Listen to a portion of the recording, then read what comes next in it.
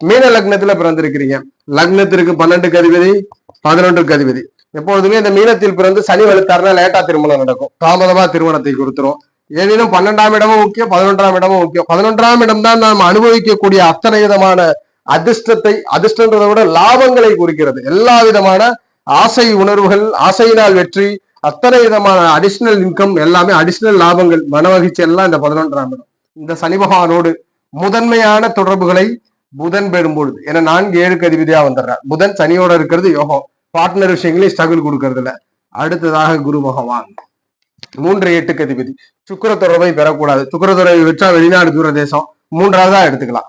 வெளிநாடு தூரதேசம் சுக்கிரனுடைய தொடர்பை பெற்றா இருக்கும். முதன்மையாக குரு புதன் இந்த காம்பினேஷன்ல மீன லக்னத்தில் பிறந்தவர்களுக்கு அமர்ந்திருக்குன்னா சனி தசையோ சனி புத்தியோ ஃபேவர் பண்ணி கொடுக்குன்றது தான் விதி.